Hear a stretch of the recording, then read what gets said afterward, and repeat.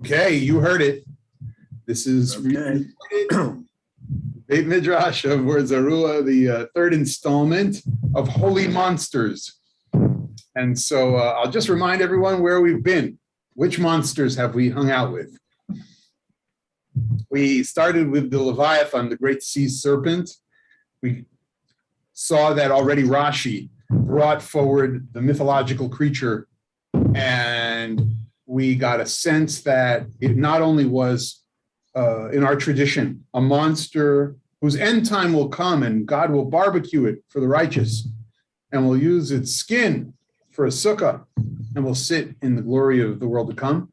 But we also saw it was on the page of the Talmud, where merchants and sailors and sages expressed their fears about this monstrosity called the ocean and other fish, and the potential that their freight would come flowing into the oceans if the ship was compromised.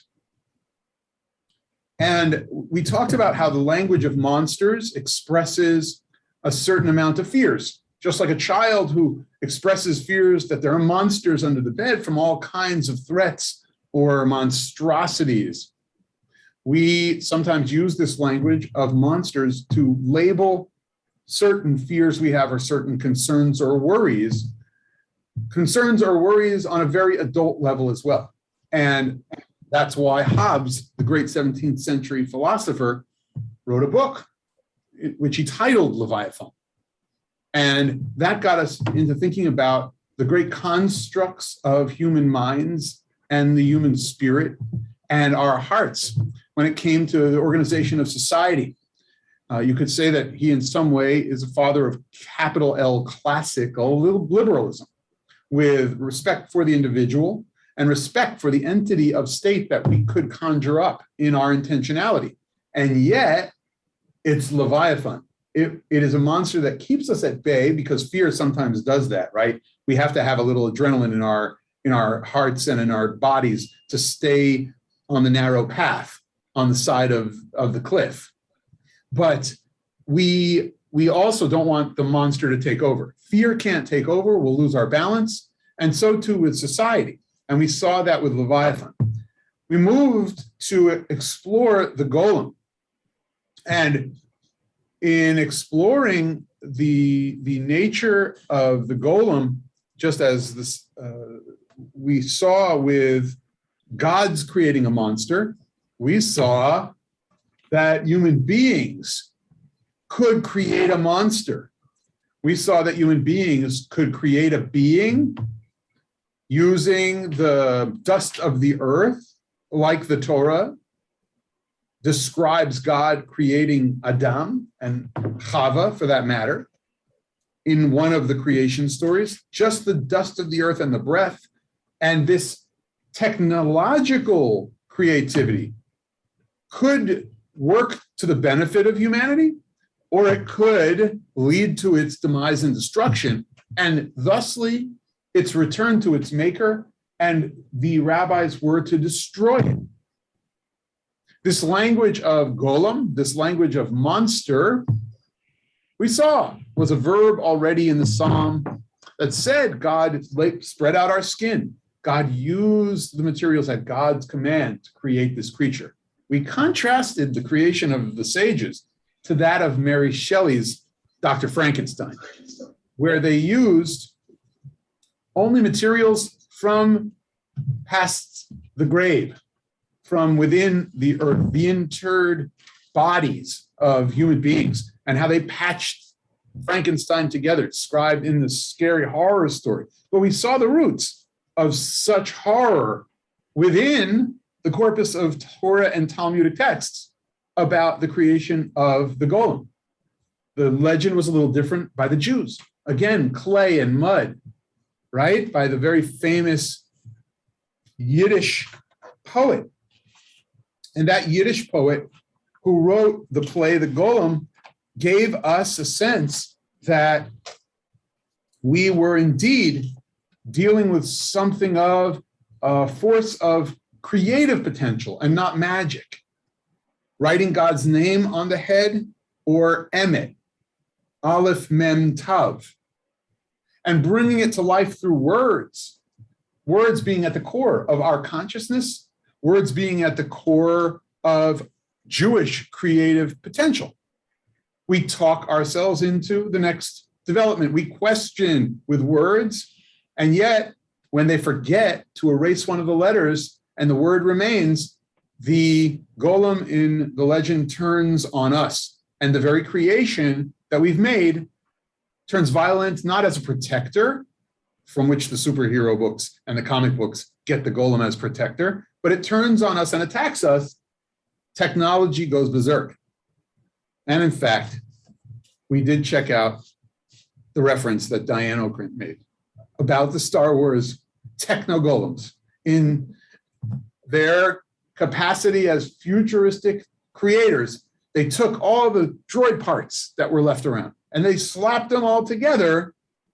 And then these droids became, for the realms, their helpers and not necessarily haters, not necessarily violent against their creators. And yet the entire notion of some of the anime and animated series spun off the Star Wars films has a droid army about which there are many arguments. Should we trust them or should we not trust them? And if we look at the golem as some kind of metonym for our technology, whether it be of the flesh or of material reality that we recombine and attach and design anew, we have to think about this language of monsters as, again, language that both celebrates our power of creativity and expresses our deepest concerns and fears, and at the same time is just so scary that it could be the fodder for science fiction and for horror films in Hollywood that we have pointed out. Tonight's monsters are the werewolf and the behemoth, the great Shor Habor, or the great beast that is parallel and comparable to the Leviathan. And if you'll recall in the first packet, I showed you a piece of artwork that had the great battle of end time, not between Gog and Magog of the prophetic literature, but between the Leviathan and the Shor Habor, this great behemoth, which I think is less known in Jewish tradition than Leviathan itself and what happens in the end game with that serpent. So here we go on a roll through the sources, and we'll take a look, and hopefully I'll be able to tie in tonight all those themes that I just presented in this summary of where we've been for 2 weeks.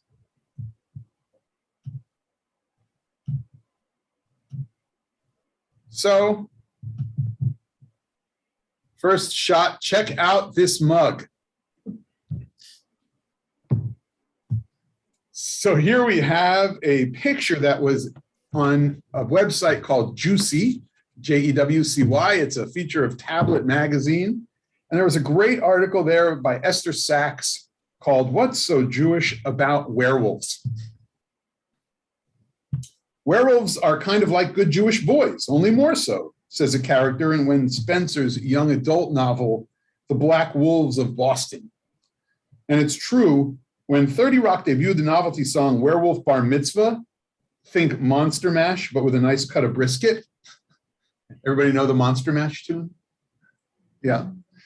The joke seemed random. That's one of those classics that put monsters into popular culture, right? And so too here. The jokes seem random and even unsustainable, but you might be surprised to learn that the idea of Jewish werewolves is a long-winded Masorah. It's a long-winded tradition.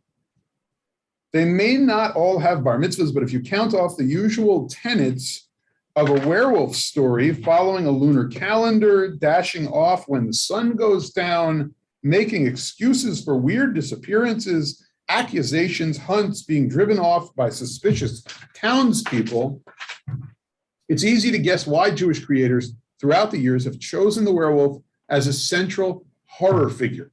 After all, who could know better how it feels to be both a part of a nation and a nation apart?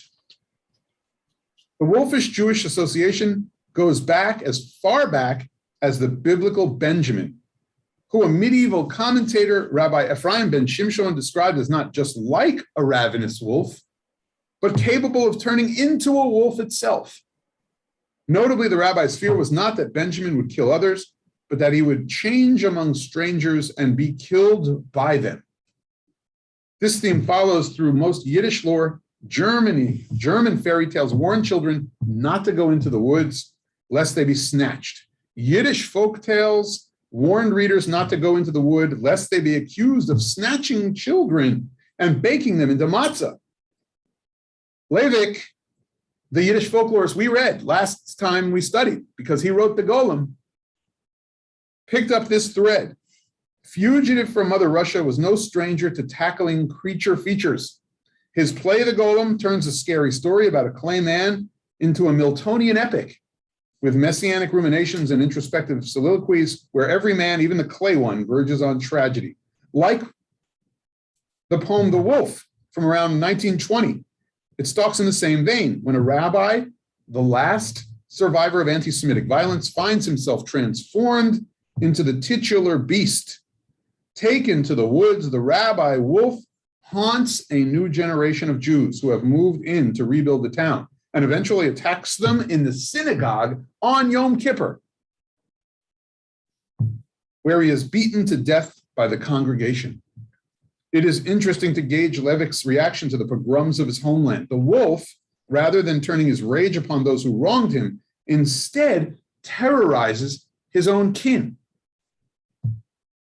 Leivik, it seems, is using the wolf to warn that blood for blood is pointless, for it makes the Jewish victim no different from his non-Jewish oppressors. It is not a revenge fantasy, but rather a revenge nightmare. Monsters of sorts, or animals, also appear in Kafka's work. Kafka wrote an incredible small short story that was featured in the Hunger Artist collection. It's the only time that Kafka expressed any connectivity to the synagogue explicitly. And while he didn't write about werewolves, I just thought we'd mention it as a tangent to say that Kafka didn't want to kill his own kinfolk by the time his writing comes onto the scene, but he did represent himself as an animal approximately the size of a marten within and among the Jews in his shul, trying to figure out his own place among the Jews who kept tradition alive. He was ignored by the women. He was shunned by the men. He was this different character. And again, the whole notion of an animal, in this sense, a monstrosity of sorts that lives in a synagogue, that's allowed to live in a synagogue, is representative of the modernizing Jew who's struggling to find his place.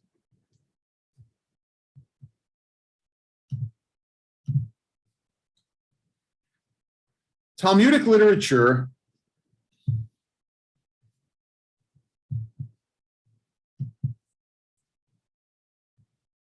let's see, is my screen share still going here?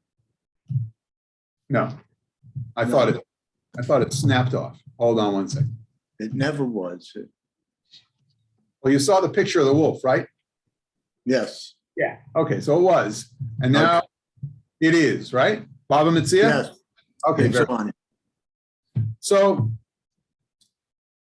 getting to rabbinic literature, I can't say that I found too much about werewolves within rabbinic literature. While I mentioned the commentary of one biblicist, the Talmud is not necessarily a place with like the 5-headed or 7-headed demon in one place that we learned, or the 5-headed demons that appear, or the individual serpents, or the like. and demonic figures of all sorts.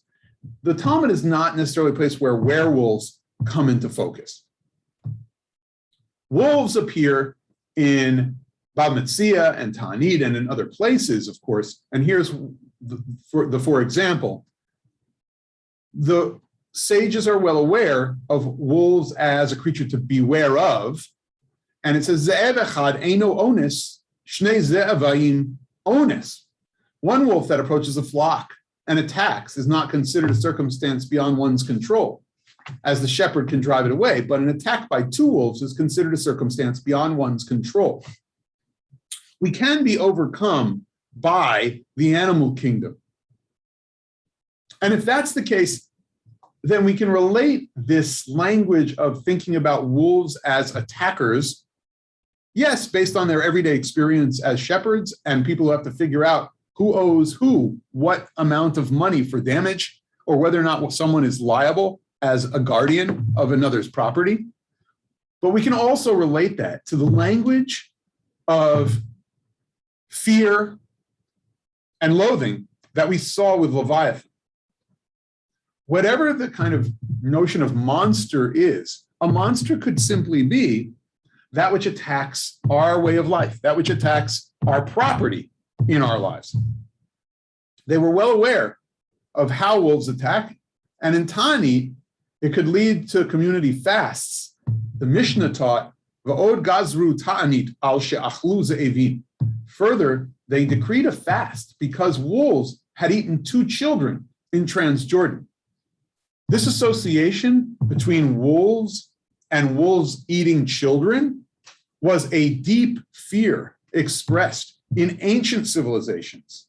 Already from Neolithic times, through cave paintings, we've recognized that the wolf represented as a monster comes to steal children or attacks children because they're easy targets, and they are animals that have little fear of approaching human settlements and their domesticated animal flocks.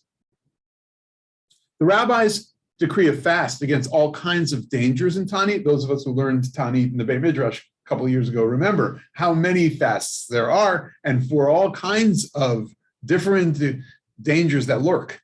But this one particularly is also connected to the larger underpinnings of languages about animals that are more than just the wild. They are monsters waiting and lurking. Now, Jeremiah, to get back to Tanakh, will use the language of wolves in a more metaphorical way. And what we have seen is even when sometimes the rabbis go to the specifics of law and the specifics about the animal life they knew, notwithstanding we just said that they're including the wolf, and that near fasting was really about recognizing the danger, the monstrosity of the wolf's presence, and how a wolf can be such a monster to eat children. The metaphorical language of the prophets' literature helps us understand, yes, using the language of the wolf for not just simple fears either, but touching upon the political philosophical language we started with when we looked at Hobbes, as Hobbes was related to Leviathan, having entitled his book about building society, Leviathan. Here, the language of Jeremiah connects us to the great dramas of history, kingdoms and empires, and how they rise. And the kind of language used here is the language of wolves, and the wolf attacking the prey. That is, we'll see how the language is used in Jeremiah and which kingdom we're talking about and what kind of drama of history unfolds here. Jeremiah, if you remember, is a prophet who talked about the ultimate destruction and desolation of the northern kingdom, of Israel's hold on our promised land during the reign of the kings. Appropriate for these 3 weeks we find ourselves learning in specifically. Here's what he said in chapter 5. Roam the streets of Jerusalem. Search its squares. Look about and take note You will not find a man. There is none who acts justly, who seeks integrity, that I should pardon her. Even when they say, as the Lord lives, they are sure to be swearing falsely. O Lord, your eyes look for integrity. You have struck them, but they have sensed no pain. You have consumed them, but they would accept no discipline. They made their faces harder than rock. They refused to turn back. Then I thought, these are just poor folk. They act foolishly, for they do not know the way of the Lord, the rules of their God. So I will go to the wealthy and speak with them. Surely they know the way of the Lord, the rules of their God. But they as well had broken the yoke, had snapped the bonds. Therefore, the lion of the forest strikes them down. The wolf of the desert ravages them.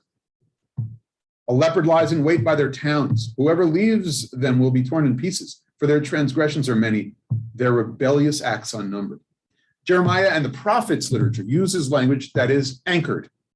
These are not simply metaphors. This is anchored in the experience of those who lived in the ancient world, where more of the dangerous wildlife was, in fact, to be feared.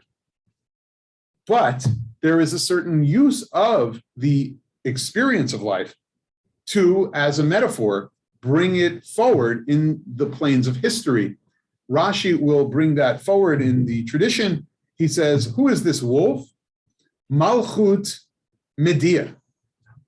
This is a set of attackers from the northern lands of Persia and in through the northern area of what we would call Babylon. This is the great dramas of kings and empires fighting and attacking the Jewish people. The wolves are coming. The monster of the empire is overcoming the Jewish kingdom. How does Benjamin the ravenous wolf stand up to such an empire? He himself is called a wolf. This is our Benjamin. This is Joseph's younger brother. It says in the book of Genesis, Binyamin ze'ev yitraf baboker yochal ad v'la'erev yechalek shalal. Benjamin is a ravenous wolf. In the morning, he consumes the foe, and in the evening, he divides his spoil. So we have our own wolf among us. In foreshadowing to some text that will come later, or a description of what episodes of history we encountered in medieval Europe, that Benjamin was a wolf, a Jew who is a wolf, turns a Jew into a werewolf, and turns a Jew into a werewolf that attacks children, like it said in the Gemara, and turns a Jew into a werewolf who attacks children for their blood, which leads to some versions of the blood libel that include the monster, which is the Jew, who is the werewolf who attacks the children for the blood of making matzahs, which is the blood libel in one of its legendary forms. Radak on Genesis says that he will be comparable to a ravenous wolf, which tears apart its victims, whether domestic animals or predators.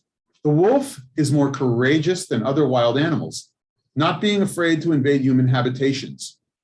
The members of the tribe of Binyamin demonstrated this quality of fearlessness on many occasions during their long history.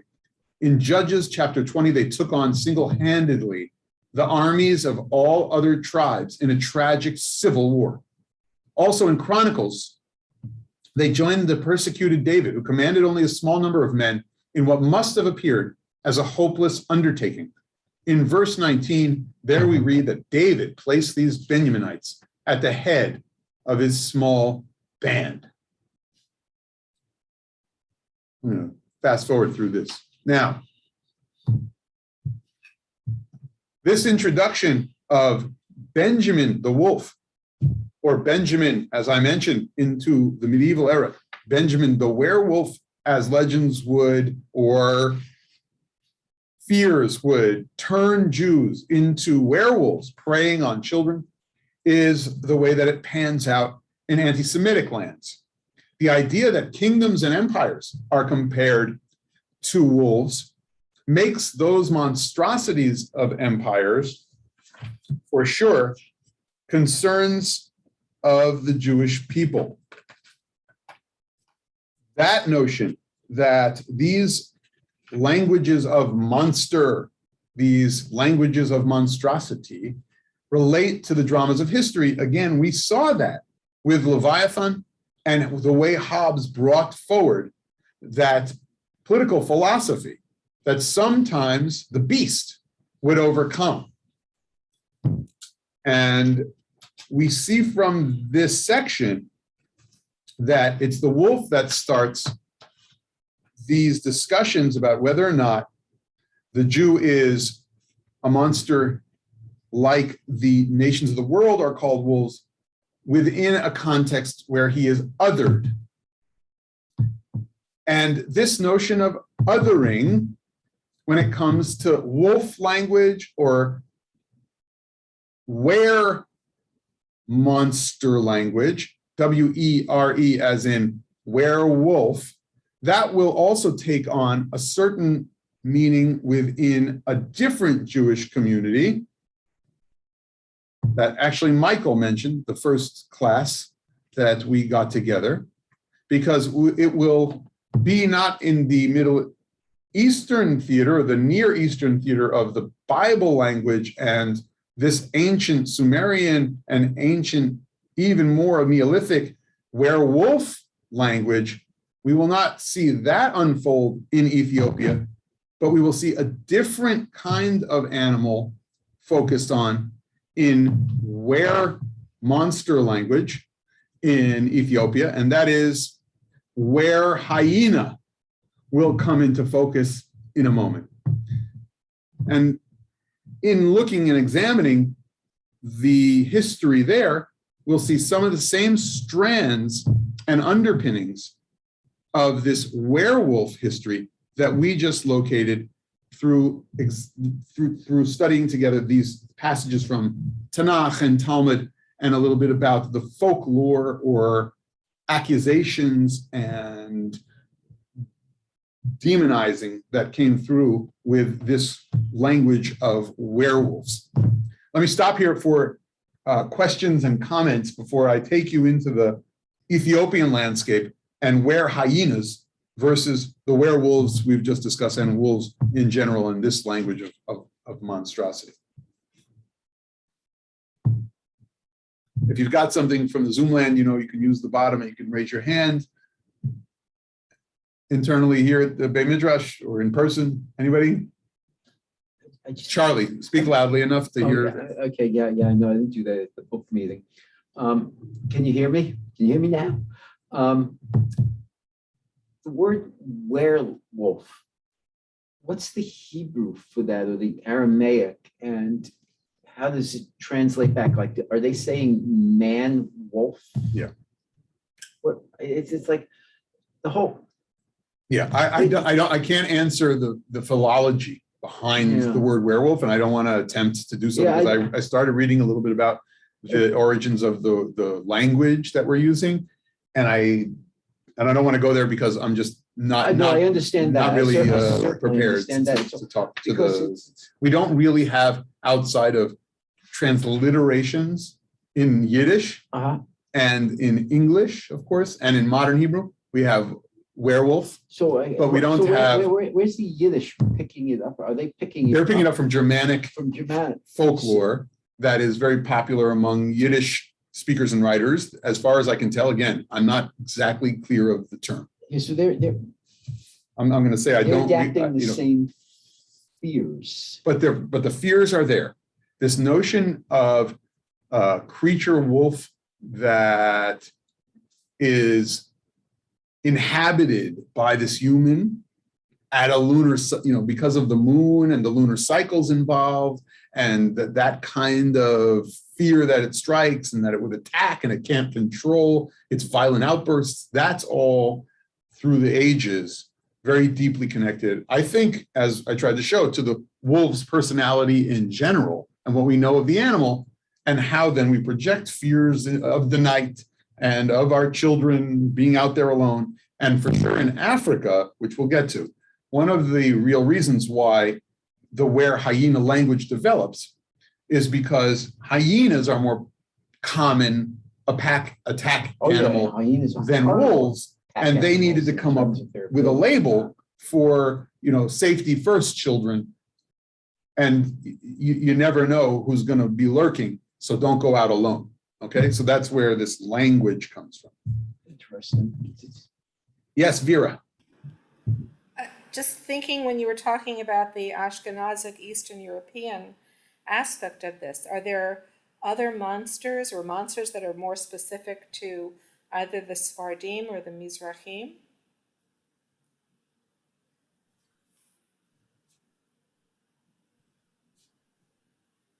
So Joshua Trachtenberg was a great professor of Jewish mysticism and superstition at, I believe it was Yale, wrote the official first tome on the subject, and goes through some of those different traditions there. It's a wonderful, dry read with something fruity. I recommend drinking something fruity while you read this book. I can't say if it's just Ashkenazic, but, and we're not going to get to them tonight. I'm going to do a different session on vampires in Middle Ages Europe and how we were made into the monsters, the bloodsuckers. And also, but we had these other legends of people who were sucking life out of us. The Mizrahim had a lot more demonology than we did, to say it in short shrift. And they had a lot of Kabbalistic names and Balei Shem Tov in that community, which is one of the reasons why there's such connection to the Eastern European Hasidism, because they had this kind of mystical connection with a lot of the Sephardic communities who had a deeper mysticism. And then the Hasidim took that on, and they were into this demonology and tried to expel them from homes. And this kind of made for some sharing amidst Eastern Europe and Mizrahi and Sephardic, classical Sephardic Jews. So that's the short answer.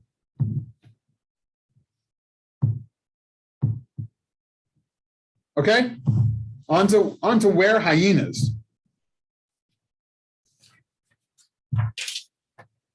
That's for us in Beit Midrash, page 6 in the packet.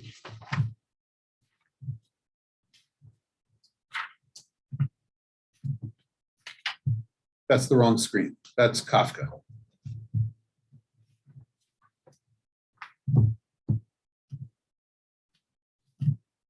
Here it is.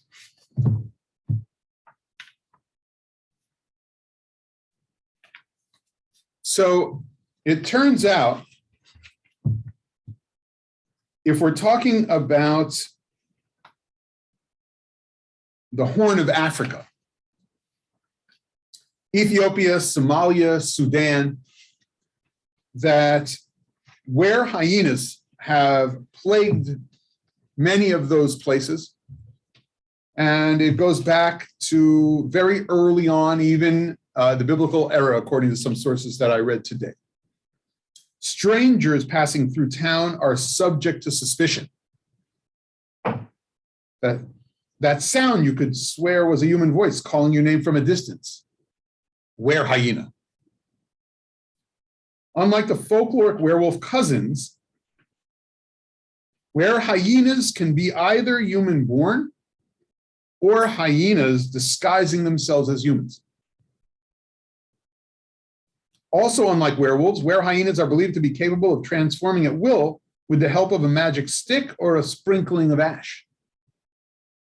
Sometimes the smell of human flesh alone could be enough to trigger a transformation. So the idea of a hyena representing fear, striking fear into the hearts and minds of people in the Horn of Africa is only natural. The notion of creating that monster that at the scent of flesh would transform into this beast. That's how monsters are made. It's sensory. It's in one's mind and a visceral reaction that creates the monster. It's the knowledge that you have to strike fear into the hearts of your children sometimes in order to protect them from the dangers that lurk. Were hyenas became African proxies for all manner of dangers lurking beyond human settlements. Like their hyena cousins, they're solitary, but also known to hunt in groups, strong with an insatiable appetite and a reputation for luring people from the safety of their homes. Mothers use the myth of a were hyena to reinforce the risks of the things known to be dangerous, such as wandering off in the night, in addition to the unknown. Now, in Ethiopian folklore, to get to Ethiopia, evil spirits are known as Boda or Buddha, like we have the evil eye or even a demon. In Amhara tradition, it goes back to creation that evil spirits are spilled into the universe.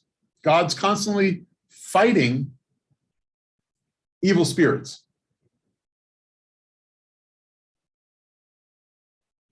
Eve was the mother of 30 children, and one day God asked her to show them to him. Suspicious of his intentions, Eve hid 15 of her children, and when he discovered her disobedience, he cursed the children to be Boda as punishment. Over time, the term became synonymous with the lower, uneducated artisan class. And who were the artisans within society? Jews. The artisans at first for glass making. Remember that Jewish glassmakers were distributed all around kingdoms. Even before that, they think and believe that Jews were into metallurgy and creating some of the alloys. That led to understanding a little bit about fire and heat and glass making and the whole art of blacksmithing.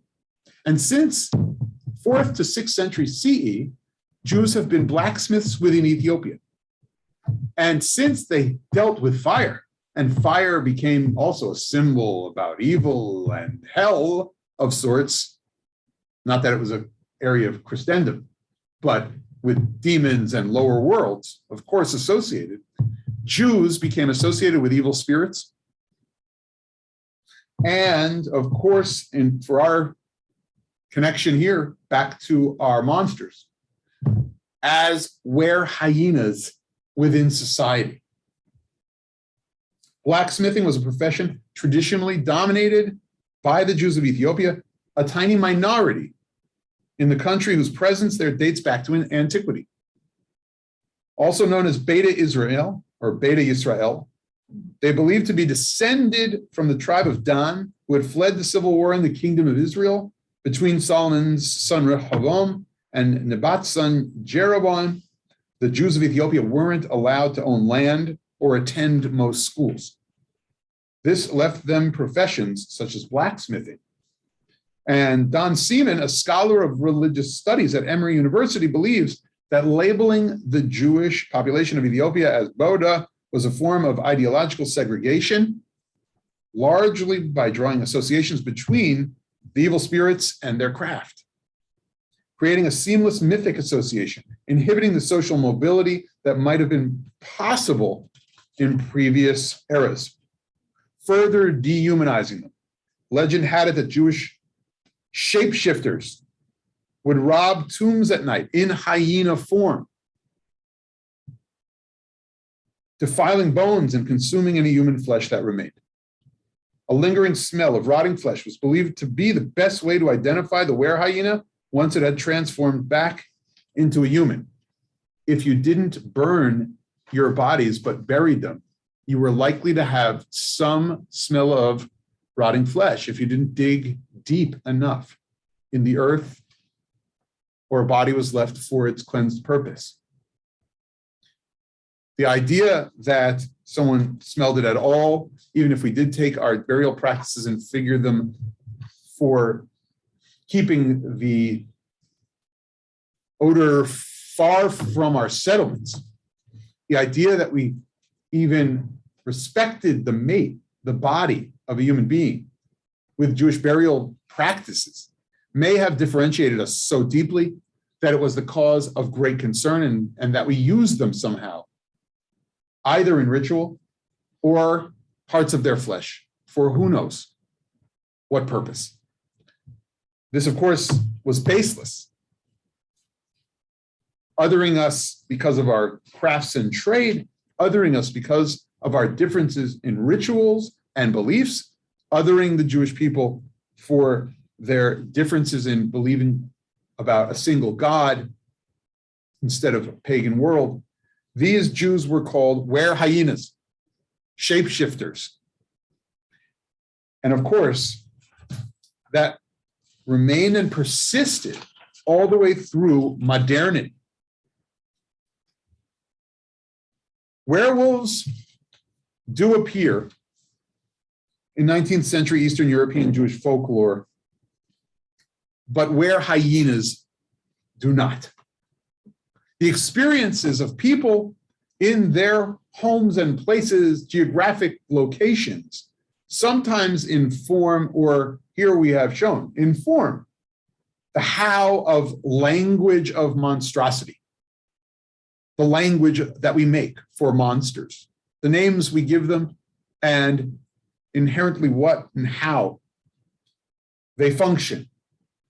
Sometimes they are our monsters, as we have shown, or our animal natures, our being the wolves and overcoming foes, like with Benjamin, but sometimes they are thrust at us or against us, like with the kingdom of Medina, or the notion of our being the werewolves who find the children for their blood. As the Talmud said, they were worried and concerned with such, so they decreed a fast. In our sense, any monster that faces us, we declare a fast and look communally to overcome the threat. That section in Ta'anit in the Gemara we looked at is about communally combining to overcome the threat of the monster, as opposed to allowing for the mythological monster to become seven-headed, if you will, and seek to kill, maim, murder, steal, and wreak havoc or just simply be a dangerous presence within society, like we saw in Ethiopia as we were called monsters.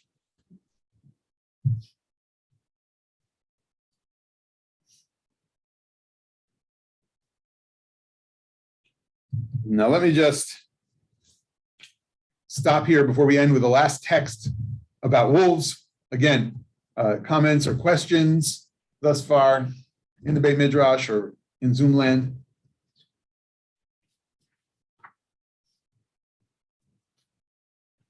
Okay, so a last text for this section. No, we did it again. Kafka's there.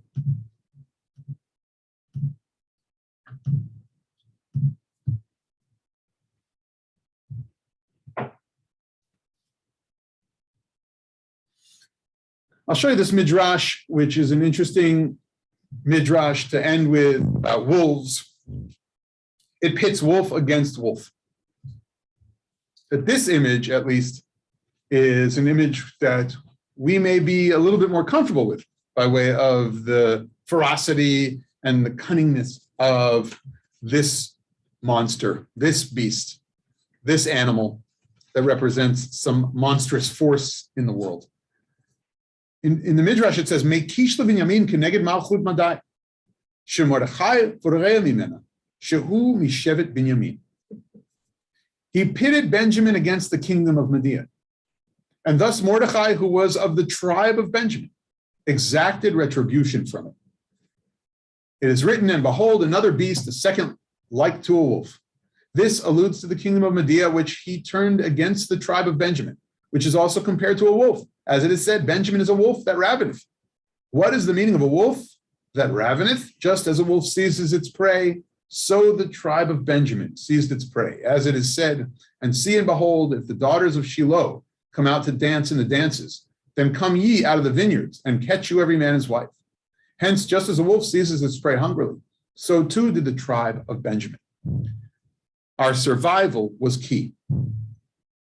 When a Jew needed to find the cunningness and the strength, the ferocity and fierceness, and the notion of the pack to protect our very being, we were able to harness that kind of energy that we see and sense in the wolf.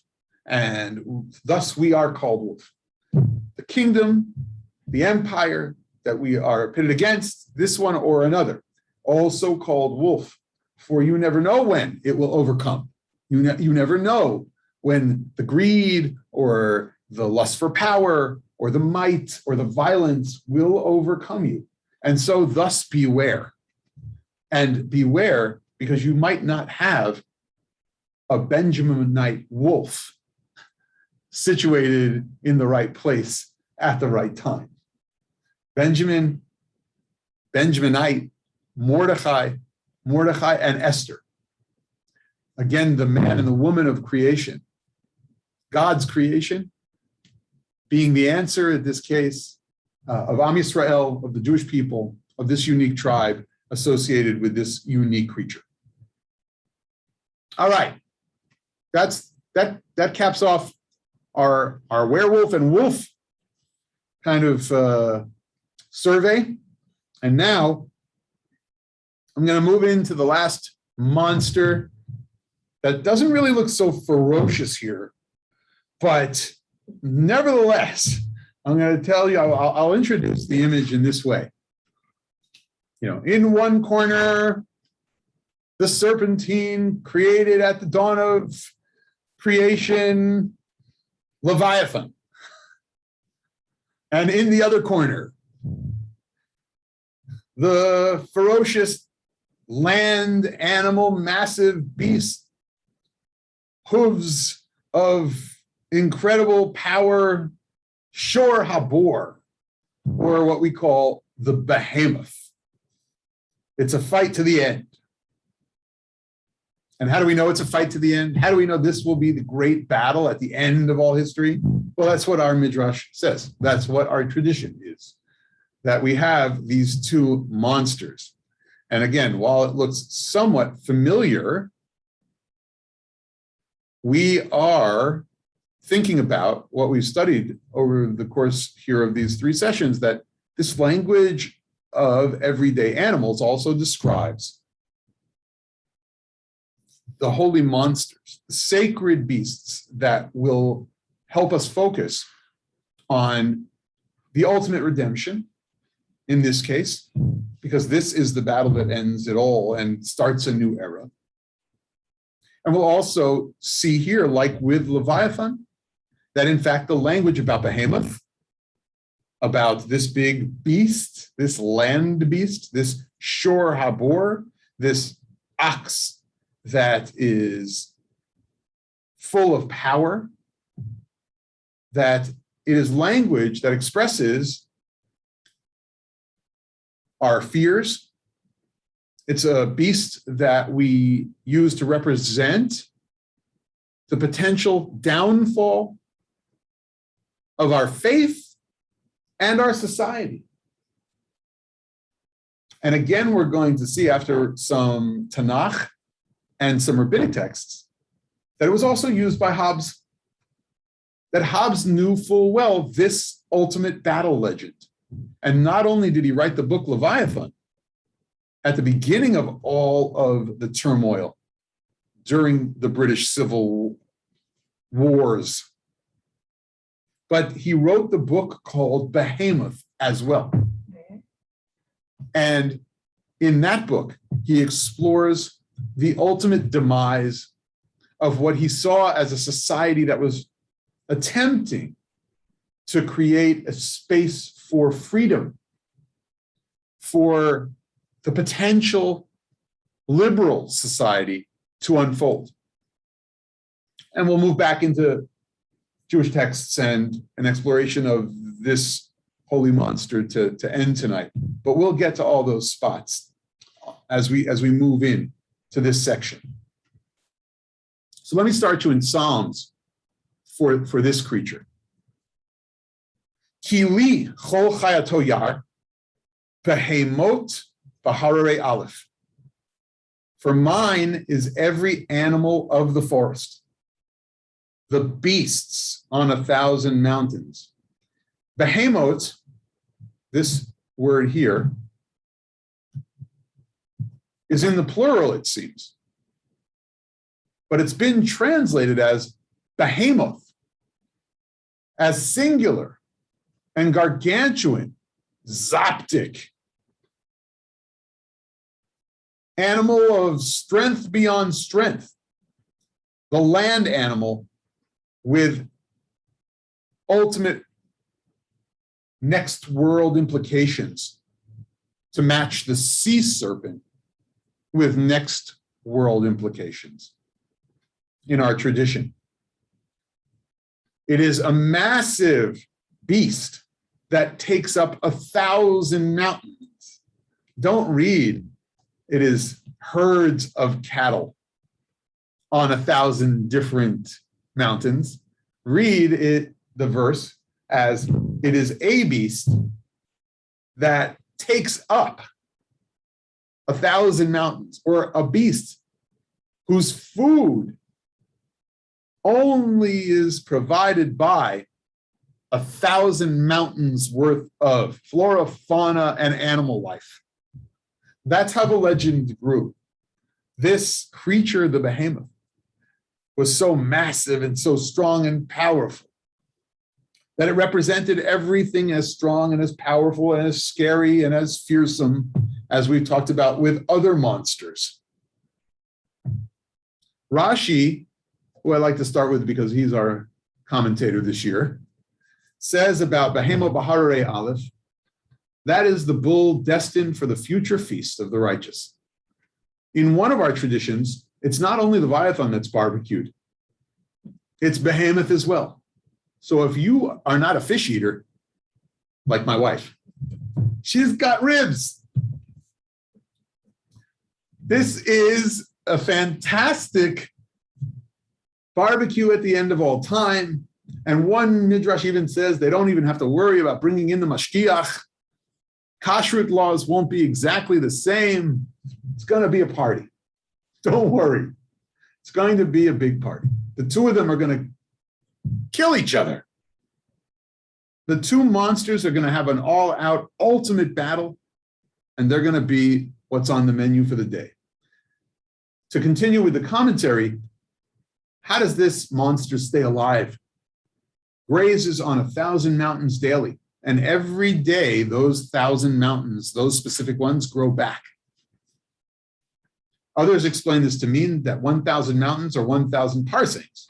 So you have this midrash that collected some traditions about this mythical beast. Now, Rashi made mention of this behemoth upon 1,000 mountains in his commentary on Job 40:20. If you recall, when we studied Leviathan, we studied verses from that chapter of Job that talked about the great sea serpent and our inability to hook it and its power and its ferocity. Here, the comment by Rashi on Job comes from the same chapter. And even though, again, the Leviathan is sort of a well-known myth within our tradition, maybe because we do say it at the end of Sukkot, that one day we're going to sit in a sukkah made of the skin of Leviathan. Maybe because the sea serpent has our imagination a little bit more from any standpoint, whether it's Tanakh or Midrash or it's film or it's 20,000 Leagues Under the Sea, and the notion of cephalopod enemies and not just serpentine ones, or the Loch Ness Monster. The very same chapter of Job talks about Behemoth and sets out God's looking down at Job just the same as Leviathan does and says, can you overcome this beast? Can you overcome this monster? So Rashi on Job says, Behemoth upon 1,000 mountains, 1,000 mountains bear food for him. He feeds on them every day. Just that part of the legend that was kept in Rashi on Psalms. More parts of the legend were kept on Rashi's commentary to Psalms. Just that part that he feeds on 1,000 mountains was kept in Rashi's commentary on Job. This happens sometimes because we have Rashi's commentaries in manuscripts, and different manuscript writers would have written down more, sometimes based on their memories, sometimes based on their notes, and sometimes based on available paper or available parchment. Just a little bit of material book history thrown in. The idea that Behemoth and Leviathan coexist and that they will battle at the end of days is a reflection of the fact that Behemoth and Leviathan, both Behemoth and Leviathan, exist in Job chapter 40. This is an illustration of Behemoth and Leviathan by William Blake for his 1826 illustrations of Job. In verses 15 to 24 of the book of Job, here's where we meet Behemoth. Hine na vehemot asher asiti imach, hatzir kabakar yochel. Take now Behemoth, whom I made as I did you. He eats grass like the cattle. His strength is in his loins, his might in the muscles of his belly. He makes his tail stand up like a cedar. The sinews of his thighs are knit together. His bones are like tubes of bronze, his limbs like iron rods. He is the first of God's works. Only his maker can draw the sword against him. The mountains yield him produce where all the beasts of the field play. He lies down beneath the lotuses in the cover of the swamp reeds. The lotuses embower him with shade. The willows of the brook surround him. He can restrain the river from its rushing. He is confident the stream will gush at his command. Can he be taken by his eyes? Can his nose be pierced by hooks? You, Job, do not have the strength. You cannot overcome this monster, only God. This will be the monster, the land creature, and the river dweller, who will battle the great sea serpent Leviathan at the end of days, according to the Midrashic tradition, according to Jewish notions. This represents the fears we have that we cannot overcome. Not only the suffering in the book of Job, but some of the fears we have about our everyday lives in general.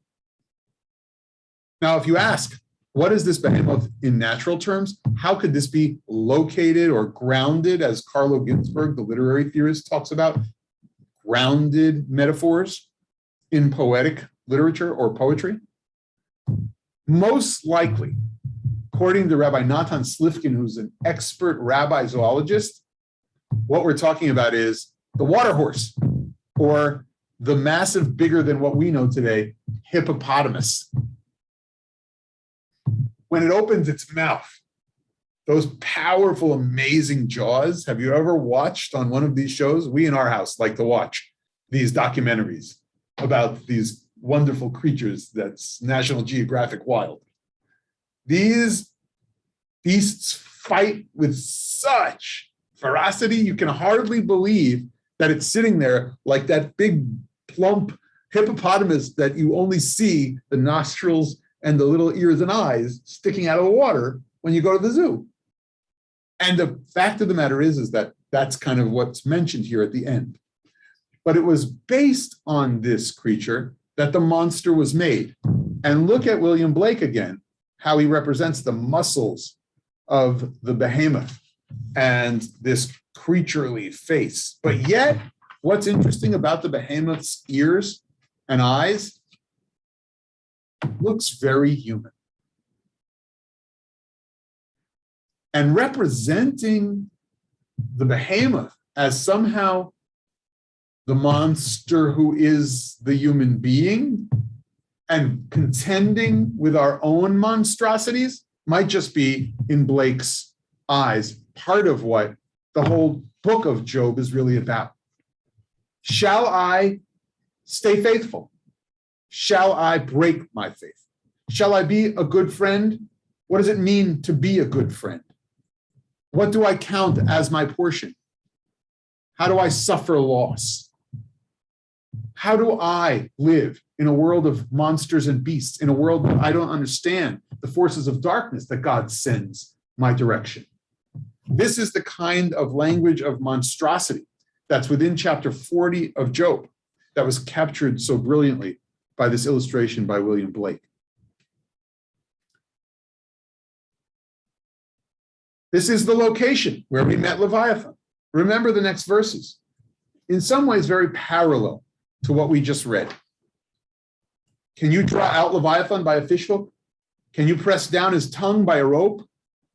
Can you put a ring through his nose or pierce his jaw with a barb? Will he plead with you at length? Will he speak soft words to you? Will he make an agreement with you to be taken as your lifelong slave? Will you play with him like a bird and tie him down for your girls? Shall traders traffic in him? Will he be divided up among merchants? Can you fill his skin with darts or his head with fish spears? Lay a hand on him, and you will never think of battle again.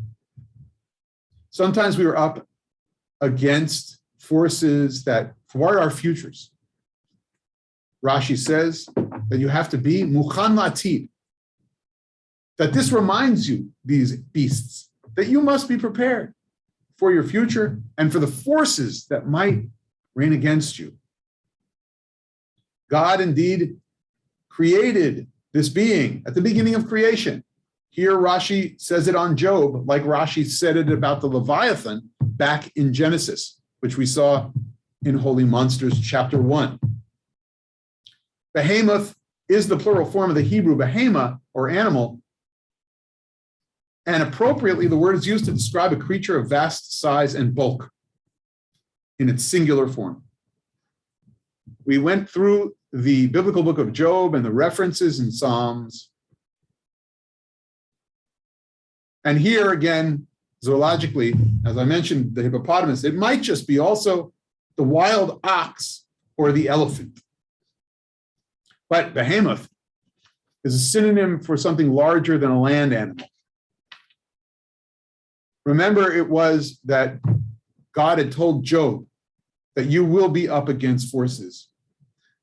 And how will you feel of worth in your life?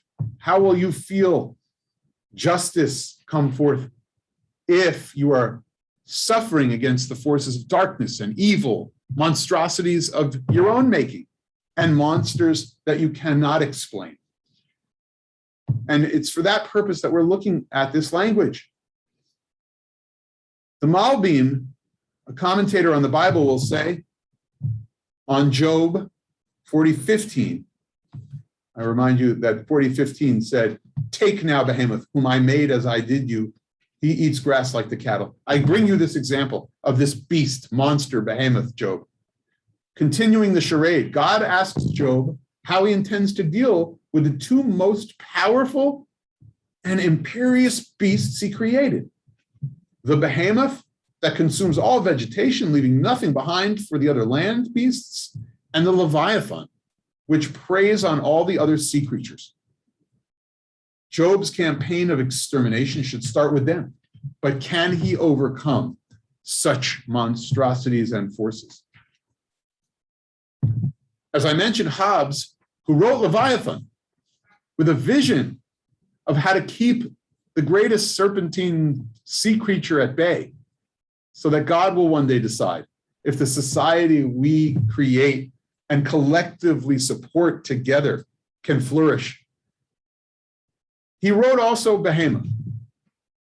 I think in a sense because what he saw happening on land in England with all the factions and the fighting during that 17th century he was writing, he saw how destructive it was over 1,000 hills.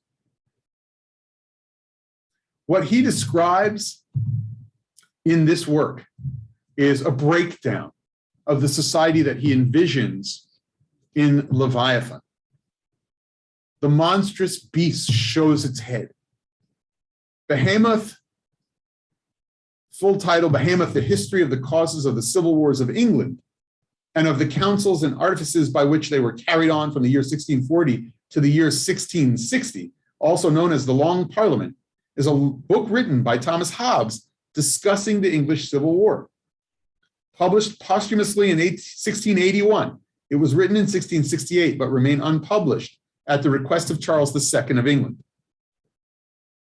The book is laid out like this. There's a speaker A, who's an eyewitness and possible insider to the events of the English Civil War. And the second speaker is referred to as B, is a student aiming to understand a breakdown in the government of England at that time.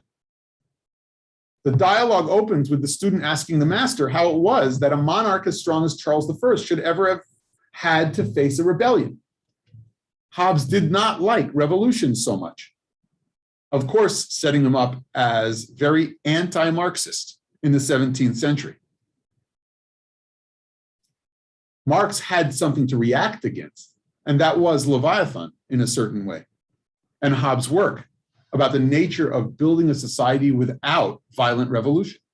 So Hobbes looks at the violent revolution swirling around him and says, we are being attacked. We are under attack by Behemoth, the plural of the Hebrew works, the individual single notion that in order to create society, there needs to be this, not only just disruption, but violence and factions and fighting and revolution. This is Behemoth. Beasts, men become the beasts. The motivation of each of the groups that he looks at who contribute to the Civil War is discussed by the master and the student throughout the first part of the book. There are many groups who are considered. The papists wanted to condemn any ruler who did not offer compliance to the will of Rome. Presbyterian ministers didn't like a king whose queen was a known and practicing Catholic. The independents and other sects of Protestant Reformation were advocates of liberty and freedom. The issue of absolute monarchy was a crucial cause of the Civil War, according to Hobbes. Many members of the House of Parliament who wanted a monarchy did not want it to be an absolute one. Instead, they desired that it act in consultation with the House before taking action. The Stanford Encyclopedia of Philosophy recounts that Hobbes said that 1647 and 1648 saw the contention for control over the realm between Oliver Cromwell and his new model army and the Parliament, as the king was held prisoner and not permitted to govern. Cromwell controlled 55 members of the Parliament and used them to gain further support for his control over the government. Cromwell made overtures to the king to gain those members who had supported the royalist cause. London tried to stand against Cromwell, but was quickly put down. He continued to consolidate his power and eventually had control over the Parliament. He did not turn control back to the king as he said he would. Charles I was unwilling to work with Parliament under the control of Cromwell and the generals as he had been before the Civil War. Cromwell removed opposition in the House, leaving what became known as the Rump Parliament, and began a charge against the king for his part in bringing about the war. The king was brought before Parliament, the charge is read, and the king denied the authority of Parliament to charge him. This occurred 3 times, and each time Parliament asserted that they did have the necessary authority, and Charles was found guilty of tyranny and executed at the gates of Whitehall on 30 January 1649. This idea of tracing the causes through these factions that ate each other alive like beasts at war is the very critique of society trying to make itself, but who cannot. That end of time battle is translated into a battle for all time by Hobbes in his 2 books, Leviathan and Behemoth. For Hobbes, sovereignty belongs to the social construct, that is Leviathan. Power resides in one political body, but not in any one person.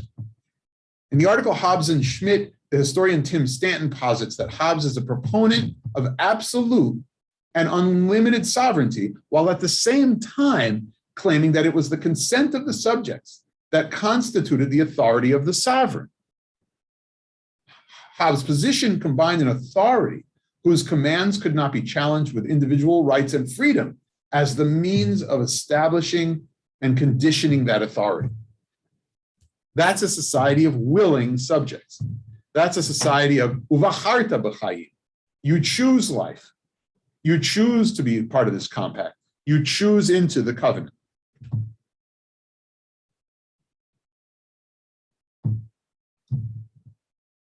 Let's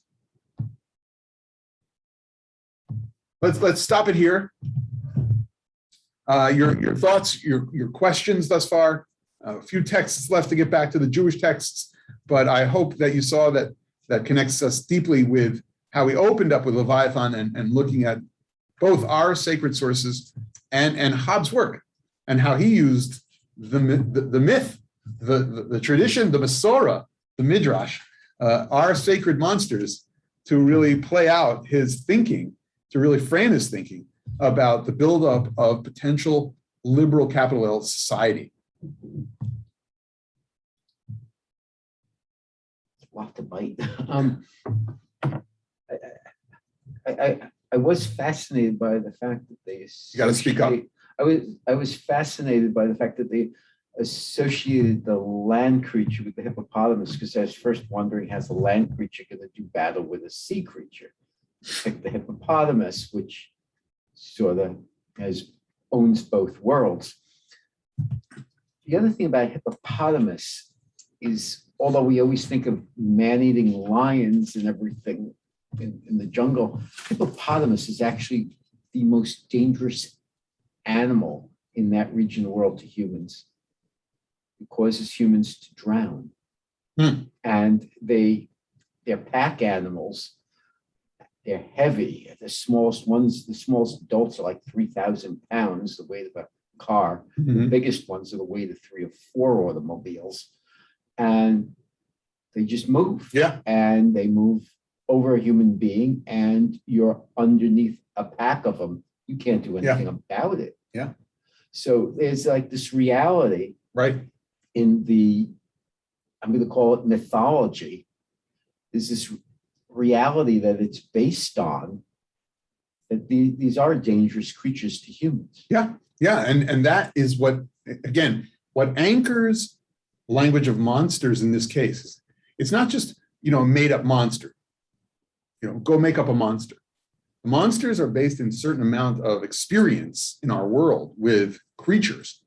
And then that is expanded upon in many ways, right? In our tradition, and again, we're looking at Hobbes' work.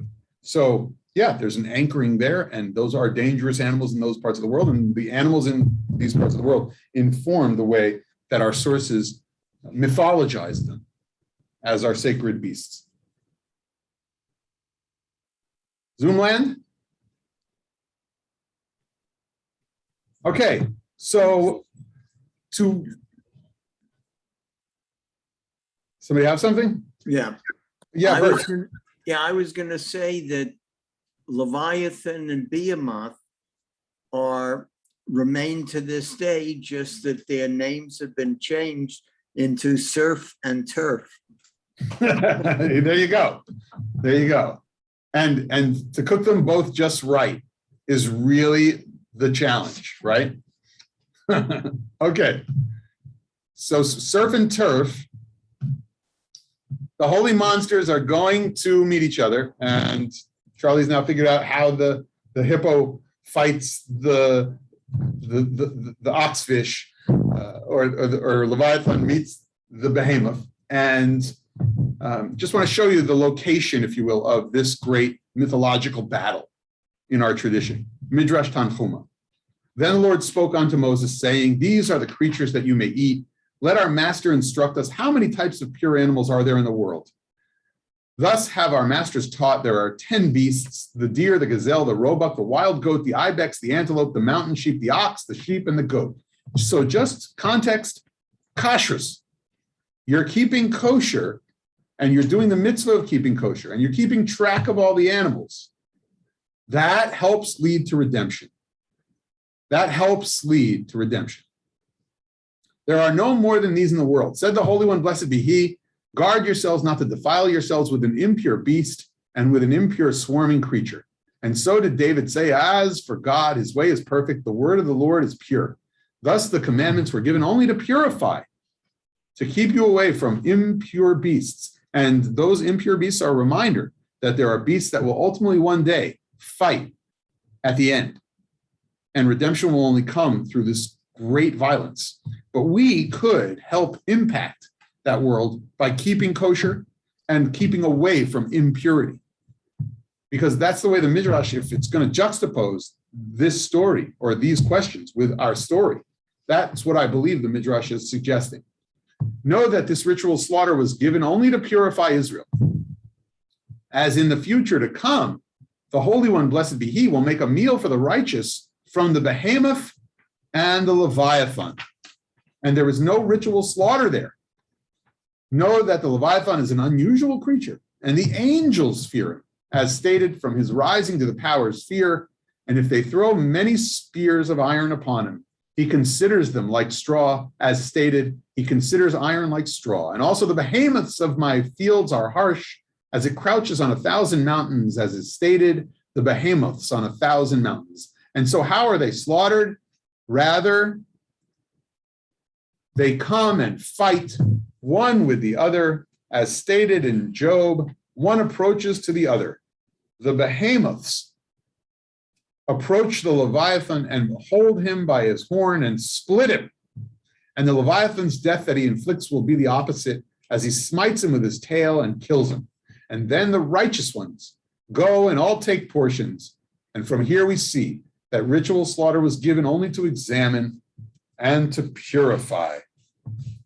This notion of ultimately being witness to the battle of Behemoth and Leviathan could indeed be some mythological end, some way of saying that there's going to be great games among all of God's creation, and that things that were monsters before will simply kill each other, and we will be able to sit forever in peace, delighting on their flesh and having tastes of their bodies and bones. Alternatively, the Midrash could very well be presenting the idea that all empires will ultimately swallow each other. If the idea of a wolf can be that it represents Media or Babylon or other animals, the lion, the leopard are other empires. And the Jews have their way of eating that distinguishes them from others, and they don't become impure. Then the impurities, not only in food, but the idea of those empires and their cultures, if they ultimately will be in battle with one another, and we keep our place and we keep our menu pure, then we will be able to watch and dine kind of like sitting at an outdoor cafe while the city around you collapses. We will ultimately have that kind of place in the great drama of history. Or, back to the first interpretation, we're all moving towards there, and the world will experience tumult and the ultimate battle and move into an era of only godliness, where our laws will no longer be necessary because everyone will know from righteous divine inspiration. We say and repeat this story in our Akdamut prayers. On Shavuot, certain communities use Akdamut Milin and recite them. And as an end note for the evening, I'll just turn to Professor Louis Ginsburg's legend or retelling of the legend. Nor is this world inhabited by man, the first of things earthly created by God. He made several worlds before ours, but he destroyed them all because he was pleased with none until he created ours. But even this last world would have had no permanence if God had executed his original plan of ruling it according to the principle of strict justice. It was only when he saw that justice by itself would undermine the world that he associated mercy with justice and made them to rule jointly. Thus, from the beginning of all things prevailed divine goodness, without which nothing could have continued to exist. If not for it, the myriads of evil spirits had soon put an end to the generations of men.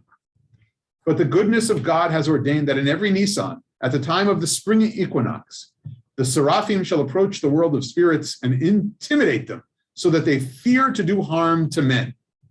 Again, if God in his goodness had not given protection to the weak, the tame animals would have been extirpated long ago by the wild animals.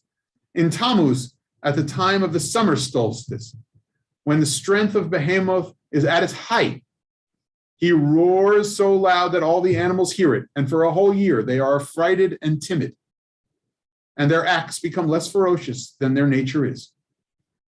Again in Tishrei, at the time of the autumnal equinox, the great bird Ziz flaps his wings and utters his cry, so that the birds of prey, the eagles and the vultures, blanch, and they fear to swoop down upon the others and annihilate them in their greed. And again, were it not for the goodness of God, the vast number of big fish had quickly put an end to the little ones. But at the time of the winter solstice, in the month of Tevet, the sea grows restless, for the Leviathan spouts up water, and the big fish become uneasy. They restrain their appetite, and the little ones escape their rapacity. Seems like the monsters in the world can do a little good themselves.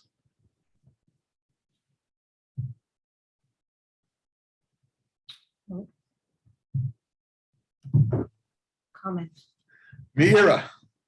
What you just read, juxtaposing it with the with the seasons, with the solstice, I had a light bulb went off. These creatures, I mean, I'm not going to do too much detail, but it's clear to me that it's association with a major constellation that marked the seasons in antiquity. They don't mark these seasons anymore because of something called the precession, the astronomy of it is precession of the equinox. Sorry, my voice is something wrong with that. So in antiquity, the bull signified the springtime, the lion, and the eagle, which is the scorpion also.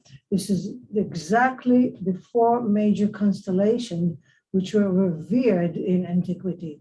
They had names. They were called the Watchers. They were called the Royal Stars. It's a major topic in cosmology and evolution of the sky, and it brought down to Earth these huge symbols. Very, very cool connection and some clear parallels when they really deal with the seasons and the seasonal changes and how these beasts and monsters who were so scary before and ferocious and they were revered and they helped in the world keep a little bit of balance, right? And God keeps it in balance, or the animal itself who spouts the water keps it in balance. And so these are the starbursts that we see. Organization of society, right? Because it was the calendar. Right. They marked the calendar. It was very intricately connected with society. Wonderful. Time in here as well. Diane or Aaron or both. So I just wanted, if you could clarify that in the end, whether it's the end of time or whatever, the Leviathan and the Behemoth will kill each other. There will be a big barbecue, and we will eat of them even though they're not kosher. The idea that's being played out here, again, in that mythology, is either it's the total end of time and all forces of monstrosities will wind up swallowing each other, and then who's left? The righteous, and they'll be able to feast. And that we won't really need the specific laws of kashrut. We won't really, there's this tradition in Judaism that we won't really have the same yontivs Purim will still be around, by the way, so we'll be able to, be freilich and drink and say l'chaim and celebrate. But really, so much will be removed by way of how we think about time and calendar and yontiv and Jewish law, and in this case, kashrut and slaughter, that we will eat this any way God prepares it. And it's not that they're not kosher. We're not asking, does it have fins and scales? We're not asking if it's got 4 hooves and chews its cud. We're just accepting within this midrashic framework that one day God will feed us because we were righteous and we've seen the world collapse around us. The other framework that will kind of sit on the sideline at the cafe and know that we're at a time that we're going to eat of their flesh because they've basically swallowed each other up, if it's not the total end game. It seems like, you're saying, okay, so wait a minute, in that scenario, do I lose my Mesorah? What do I do? I have 2 sets of dishes, right? I'm still around. And the idea there is like more symbolic, that you don't have to worry about the kashrut of these things. God takes care of cooking it up for you. Put it on your fleishik plates. The other thing is, we talked about the other nations kind of devouring themselves, if you will. And I think it was referred to on Monday night that it's been pointed out that our culture, Jewish culture and civilization, has survived the Roman Empire and the Greek Empire and the Ottoman Empire. And so it's almost symbolic of how we have survived these millennia when other so-called civilizations fell to pieces. Absolutely. And if we were going to be a little more specific about how empires are symbolized by animals, we could go down that route and talk a lot about which empires are symbolized by what, just like the wolf was, symbolized Medea here. And so that is a very strong literary tradition we have. And we indeed could see that all these who are in battle with each other would ultimately wind up in these kinds of fights, or they would be scattered or overcome by the great hunter that is God.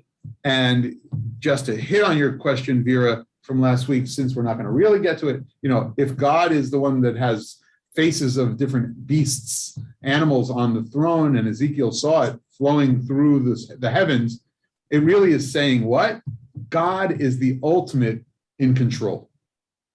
And these wild animals, even though you think they're so wild, are really part of God's good creation. They're a little tamer, as we just saw in the last midrash we studied, because of the nature of this big beast scaring. The Behemoth roars. And so it scares those wild beasts that would tear you up and makes them a little tamer than they would be, right? And God ultimately is the ultimate one in power and control.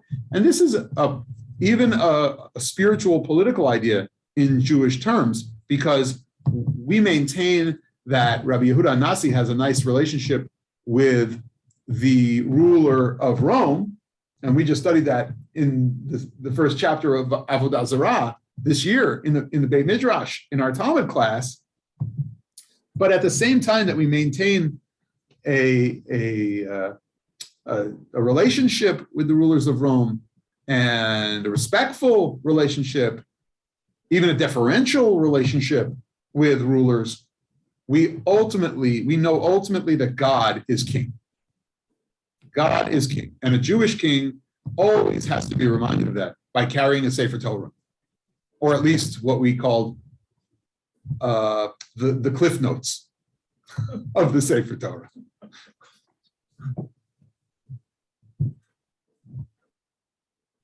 Well, it's been a total delight learning about holy monsters with you this summer. This ends the 3 sessions we had, and it was really wonderful to be together in person in the Beit Midrash and to make this a hybrid event with the Zoom Beit Midrash happening again this summer.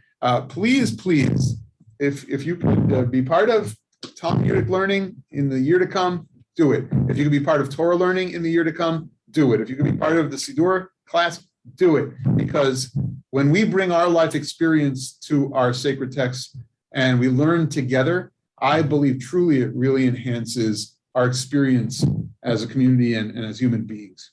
And so please join me for Talmud Torah the next time we can. Thank you. Great, thank you. Thank you.